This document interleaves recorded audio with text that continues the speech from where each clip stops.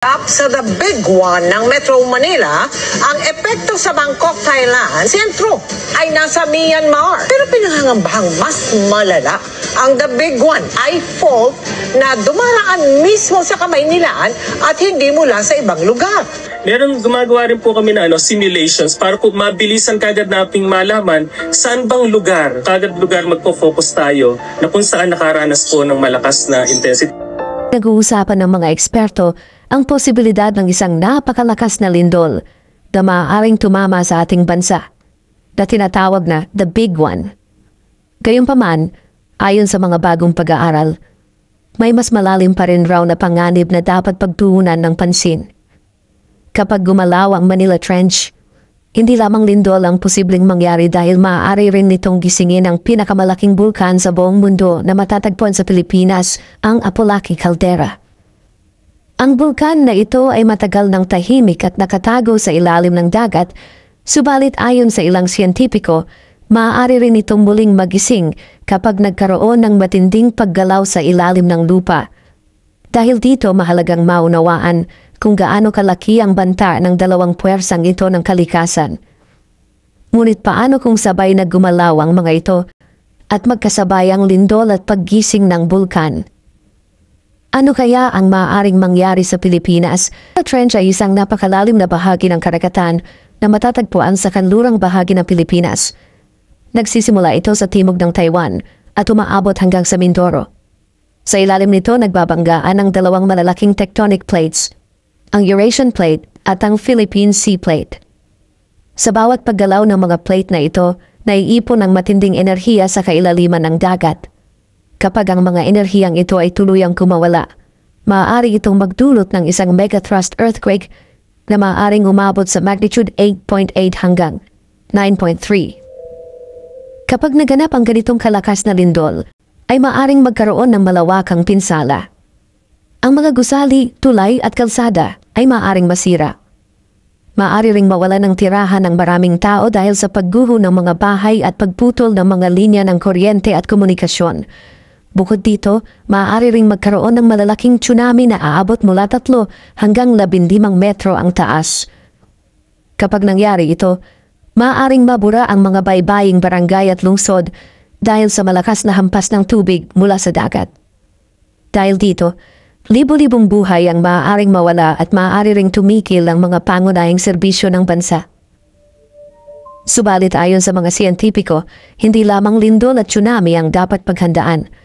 Dahil kapag gumalaw ang Manila Trench, maaari rin itong maapektuhan ng Apolaki Caldera na matatagpuan sa ilalim ng Philippine Rise sa silangang bahagi ng Luzon. Ang Apolaki ay isang napakalaking kaldera o malaking bulkan na nabuo matapos sumabog at gumuho ang dating bulkan sa ilalim ng dagat. Ayon sa mga pag-aaral, ito ang pinakamalaking kaldera sa buong mundo dahil sa lawak at sukat nito. Matagal nang sinasabi ng mga eksperto na extinct o patay na bulkan na si Apolaki dahil milyon-milyong taon na itong walang aktibidad. Gayunpaman, ipinapakita ng kasaysayan na may mga bulkan pa rin sa ibang bansa na muling nagising matapos ang napakahabang panahon ng pananahimik.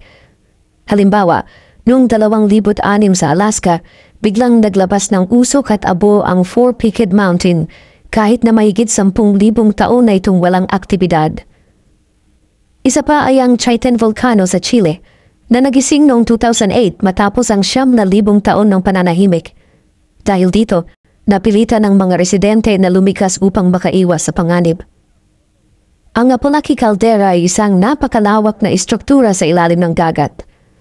Ayon sa mga pag-aaral, ito ay may sukat na humigit kumulang 100 at 50,000 metro ang lapad, na doble sa laki ng kilalang Yellowstone Caldera sa Amerika. Ang pinakamalalim na bahagi nito ay umaabot sa pagitan ng 3,000 hanggang 4,000 metro mula sa ibabaw ng dagat. Noong nabuo ito, nagkaroon ng malalakas na pagsabog sa ilalim ng karagatan na kabilang sa pinakamalalakas na naitala sa kasaysayan ng mundo.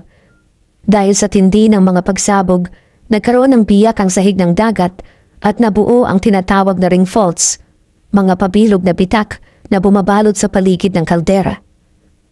Sa loob ng mahabang panahon, Itinuturing ng mga siyentipiko na extinct o tuluyang patay na bulkan na si Apollaki. Dahil dito, hindi na ito binabantayan ng mahigpit. Ngunit sa paglipas ng mga taon, nagbago ang pananaw ng ilang eksperto. Dahil sa mga bagong tuklas na geological data at pagbabago sa paggalaw ng mga tectonic plates, may ilang siyentipiko na ngayon ang nagsasabing maaaring kailanganin ng suriin muli ang posibilidad na hindi pa tuluyang patay ang Apollaki. Ayon sa kanila, kung sakaling magkaroon ng napakalakas na lindol sa Manila Trench, maaari itong maglabas ng sapat na puwersa upang guluhin ang mga lumang sistema ng magma sa ilalim ng Philippine Rise.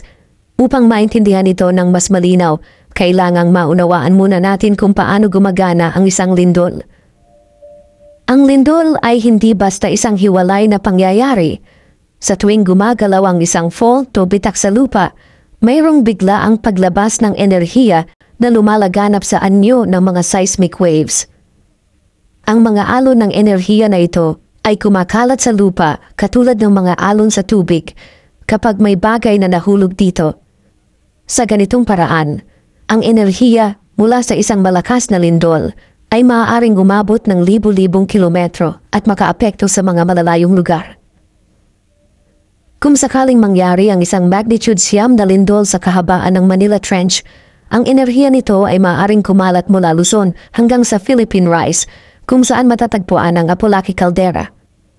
Kapag nangyari ito ay maaaring magkaroon ng pagbabago ng pressure sa ilalim ng crust sa paligid ng caldera. Kahit walang bagong magma na umaakyat, maaari pa ring mabiyak ang mga bato sa ilalim ng dagat dahil sa tindi ng pagyanig nito. Kapag nasira ang mga batong ito, maaaring magdulot ito ng pag-init sa paligid, na unti-unting nagiging sanhi ng pagbuo ng pressure sa ilalim ng lupa. Ang ganitong proseso ay hindi agad mangyayari sa loob lamang ng isang araw. Maaaring abutin ito ng mga taon o dekada bago tuluyang maramdaman ang epekto nito. Subalit kapag patuloy ang pag-ipon ng pressure, maaari ring magising muli ang mga lumang bulkan gaya ni Apollaki. Ipinakita ng kasaysayan na kapag ang isang volcanic system ay patuloy na naiipit ng matinding puwersa, ay hindi ito basta mananatiling tahimik magpakailanman. Hindi ito basta haka-haka lamang, dahil may mga katulad rin ng pangyayari na ito na nangyari na sa ibang bahagi ng mundo. Halimbawa, noong tumama ang magnitude 8.8 na lindol sa baybayin ng Russia, napansin ng mga siyentipiko ang sunod-sunod na aktibidad ng mga bulkan sa loob ng Pacific Ring of Fire. Ang unang sumabog ay ang Klyuchevskoy Volcano, matapos ang mahigit 600 taon na pananahimik nito. Kasunod nito, 5 pang bulkan sa Russia ang nagising at nagsimulang maglabas ng usok at tabo. Ang Pacific Ring of Fire ay isang napakalawak na hanay ng mga bulkan at fault lines na nakapalibot sa Pacific Ocean. Kasama rito ang mga bansa tulad ng Japan, Indonesia, New Zealand, at siyempre, ang Pilipinas. Hanggang ngayon, ito pa rin ang isa sa mga pinakaaktibong rehiyon sa mundo pagdating sa lindol at pagsabog ng bulkan. Ibig sabihin, kung may matinding pagyanig na magaganap sa Manila Trench, hindi agad mangangahulugang sasabog si Apollaki. Ngunit ipinapakita ng mga kasaysayan sa ibang bansa na ang malalakas na lindol ay may kakayahang magpasimula ng mga pagbabago sa ilalim ng lupa na maaaring magising muli ang mga bulkan na matagal nang nananahimik. Kung sakaling ang mangyari ang ganong sakuna, hindi lang kalikasan ang maapektuhan kundi pati ang kabuhayan ng maraming Pilipino. Maraming pamilya ang umaasa sa dagat bilang pangunahing pinagkukunan nila ng pagkain at kabuhayan. Kapag nasira ang balanse ng karagatan dahil sa sobrang init, abo at mga kemikal, maaaring mawawala ang mga isdang dati ay sagana dito. Magdudulot ito ng kakulangan sa pagkain at mas mataas na presyo sa merkado. Hindi rin malayo na magkaroon ng matinding gutom at hirap sa mga lugar na nakadepende sa pangingisda. Bukod sa ekonomiya, ang kalusugan ng mga tao ay magiging malaking alalahanin rin. Ang hangin na puno ng abo at mga kemikal ay maaaring magdulot ng problema sa paghinga at sakit sa balat. Ang tubig naman ay maaaring mahawa ng mga nakalalasong sangkap na galing sa ilalim ng dagat. Kapag hindi ito naagapan, maaari itong magdulot ng malawakang pagkalat ng sakit sa mga komunidad. Sa ganitong sitwasyon, magiging mahirap din ang pagtugon ng gobyerno dito dahil maraming daanan at pasilidad ang masisira. Ang epekto nito ay hindi lamang lokal kundi pandaigdig din. Ang mga pagbabago sa klima na dulot ng abo at gas ay maaaring magpababa ng temperatura ng buong mundo. Kung mangyayari iyon, babagal ang produksyon ng mga pananim at maaari ring magkulang ang supply ng pagkain sa iba't ibang bansa. Sa ganitong pagkakataon, makikita natin kung gaano kalakas ang puwersa ng kalikasan at kung gaano talaga kahalaga ang pag-unawa sa mga galaw ng mundo. Sa huli, ang lahat ng ito ay nagpapaalala sa atin na kahit gaano pa kalawak ang ating kaalaman, nananatili pa rin tayong may mga bagay na lampas sa ating kontrol. Ang tanging magagawa natin ay matuto, maghanda at igalang ang kapangyarihan ng kalikasan. Dahil sa bawat galaw ng lupa o dagat, naroon ang paalala na ang mundo ay buhay at kailangan natin itong pangalagaan bago pa man ito gumanti sa paraang hindi natin inaasahan. Ngunit, handa ka nga ba kung sakaling biglang magising ang isang supervolcano sa ilalim ng ating karagatan? I-share mo naman ang sagot mo sa ibaba at huwag kalimutang mag-like at subscribe para sa mas marami pang updates gaya nito.